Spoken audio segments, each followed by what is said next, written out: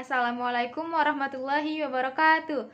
Kami dari kelompok 2 akan memaparkan hasil diskusi kami mengenai hakikat berbicara. Adapun susunan pematerinya yaitu Dede Alwina Sipahutar sebagai pemateri pertama, Mela Faiza Hilda Lubis sebagai pemateri kedua, Adinda Putri Usmanda sebagai pemateri ketiga, dan Yulia Rizky Arianti sebagai pemateri keempat.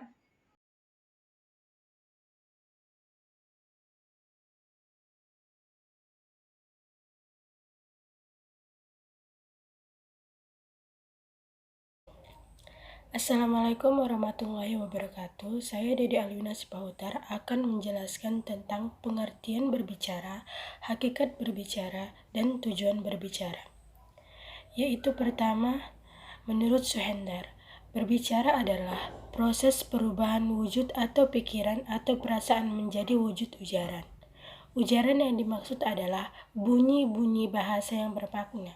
Kedua, menurut Depdikbud, berbicara diartikan suatu penyampaian maksud atau ide, pikiran, isi hati seorang yang kepada orang lain dengan menggunakan bahasa lisan sehingga maksud tersebut dapat dipahami oleh orang lain.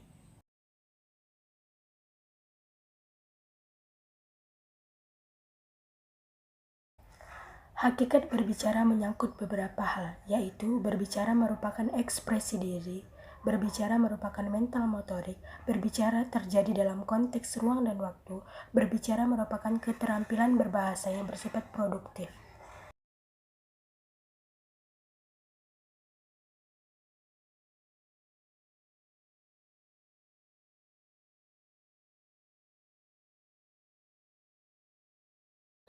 Tujuan berbicara. Tujuan utama berbicara adalah menyampaikan informasi berupa gagasan-gagasan kepada pendengar, yaitu pertama memberi informasi, kedua mencapai tujuan, ketiga menyatakan diri, keempat menghibur.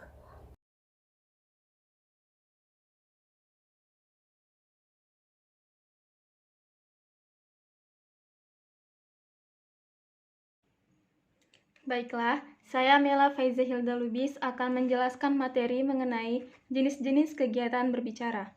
Nah, kegiatan berbicara ini terbagi menjadi dua. Yang pertama, kegiatan berbicara di muka umum, dan yang kedua yaitu diskusi kelompok. Kegiatan berbicara di muka umum ini terbagi menjadi tiga. Yang pertama, berbicara dalam situasi yang bersifat memberitahukan atau melaporkan, dan juga bersifat informatif, atau disebut juga dengan informative speaking. Contohnya yaitu ketika ada kelompok yang presentase di dalam kelas, nah maka itu termasuk ke dalam informative speaking karena para pemateri akan menjelaskan kepada audiens materi yang mereka ampu sehingga audiens pun memahami materi yang mereka sampaikan. Bisa juga dengan contoh lain yaitu guru mengajar di kelas sehingga murid mengetahui informasi yang disampaikan oleh guru yang sebelumnya mereka belum ketahui. Nah, jenis berbicara di muka umum yang kedua yaitu berbicara dalam situasi yang bersifat membujuk, mengajak, atau meyakinkan, dan disebut juga dengan persuasive speaking. Nah, contohnya yaitu ketika kita melihat iklan. Iklan itu ada untuk membujuk kita agar membeli produk mereka. Dan yang contoh lainnya yaitu ketika guru misalnya mengajak muridnya untuk membuang sampah pada tempatnya, mengajak bergotong royong, seperti itu. Nah, berbicara yang ketiga yaitu berbicara dalam situasi yang bersifat merundingkan dengan tenang dan hati-hati, disebut juga dengan deliberate speaking.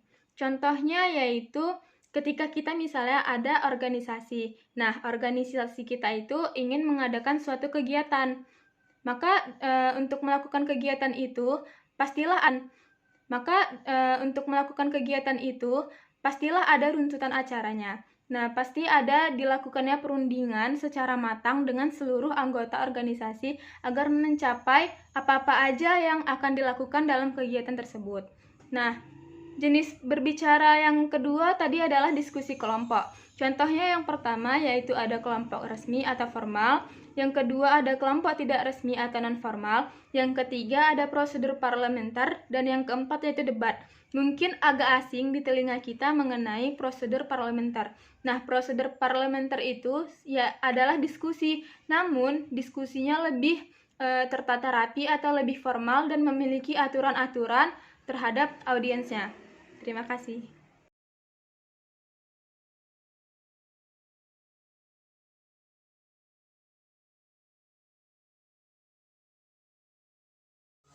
Saya akan melanjutkan materinya yaitu tentang metode berbicara di kelas tinggi. Menurut Tarigan, ada beberapa metode yang dapat digunakan dalam pengajaran berbicara. Di antaranya yaitu yang pertama, ulang ucap. Model ucapan adalah suara guru atau rekaman suara guru. Model ucapan yang diperdengarkan kepada siswa harus dipersiapkan dengan teliti. Materinya diambil dari pokok bahasan yang ada dalam mata pelajaran Bahasa dan Sastra Indonesia. Suara guru harus jelas, intonasinya tepat, dan kecepatan berbicara normal. Model ucapan diperdengarkan di depan kelas, siswa mendengarkan dengan teliti lalu mengucapkannya kembali sesuai dengan model. Yang kedua yaitu lihat ucapkan. Guru memperlihatkan kepada siswa benda tertentu, kemudian siswa menyebutkan nama benda dengan cermat oleh guru, disesuaikan dengan lingkungan siswa. Bila benda tidak ada atau tidak mungkin dibawa ke kelas, benda tersebut dapat diganti dengan tiruannya atau gambarnya saja. Yang ketiga yaitu memberikan. Memberikan berarti menjelaskan, menerangkan, melukiskan, atau mendeskripsikan. Siswa disuruh memperlihatkan sesuatu benda atau gambar benda, kesibukan lalu lintas, atau melihat pemandangan dengan teliti. Kemudian siswa diminta menjelaskan atau memeriksa apa yang telah dilihatnya secara lisan. Keempat yaitu menjawab pertanyaan.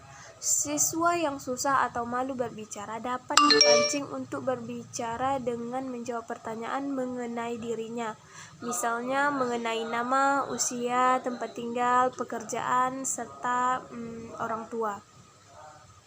Yang kelima yaitu bertanya melalui pertanyaan. Siswa dapat menyatakan keingintahuannya terhadap sesuatu hal. Tingkat atau jenjang pertanyaan yang diutarakan melambangkan tingkat kedewasaan siswa. Melalui pertanyaan-pertanyaan yang sistematis, siswa dapat menemukan yang diinginkannya. Yang keenam yaitu pertanyaan menggali. Salah satu cara membuat banyak berbicara adalah pertanyaan menggali. Jenis pertanyaan yang dapat merangsang siswa banyak berpikir. Di samping memancing siswa berbicara, pertanyaan menggali juga dapat digunakan untuk menilai kedalaman dan keluasan pemahaman siswa terhadap suatu masalah. Yang ketujuh yaitu melanjutkan guru membuat cerita yang tidak selesai. Para siswa disuruh melanjutkan cerita tadi satu persatu, paling banyak 5 orang. Pada bagian akhir kegiatan memeriksa jalan cerita apakah ceritanya sistematis, logis, atau padu. Yang kedelapan yaitu menceritakan kembali. Guru mempersiapkan bahan bacaan. Siswa membaca bahan itu dengan seksama, kemudian guru meminta siswa menceritakan kembali isi dari bacaan tersebut dengan kata-katanya sendiri. Dan siswa yang lainnya diminta untuk menyimaknya.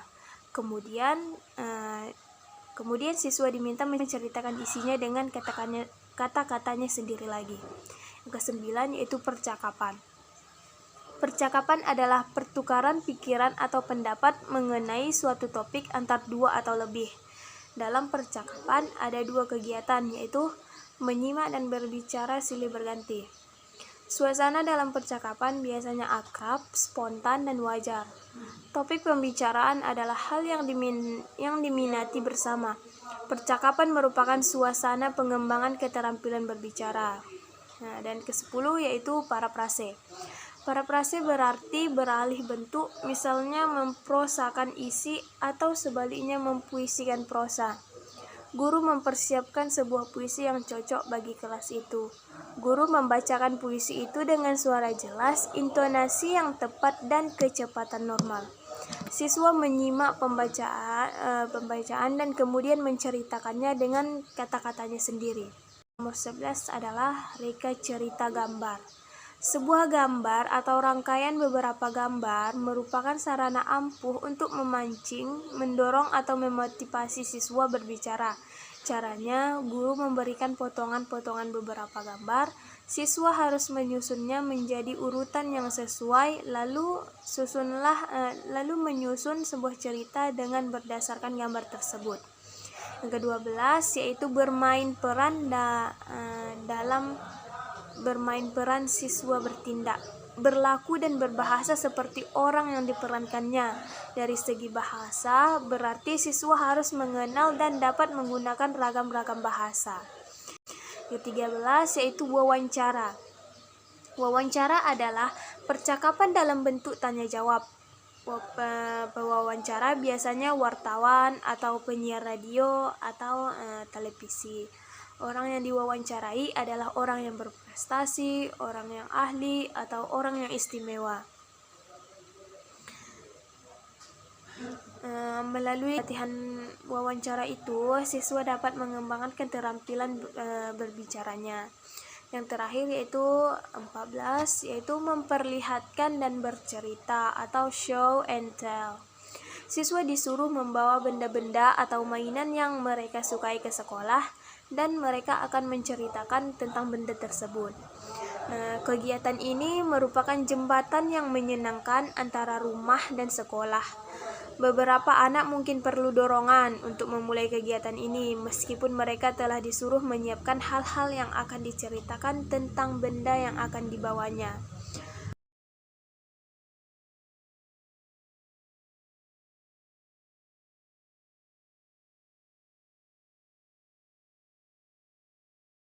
Baiklah, kita akan memasuki materi yang kelima, yaitu problematika keterampilan berbicara di sekolah dasar. Yang pertama yaitu hambatan dalam berbicara.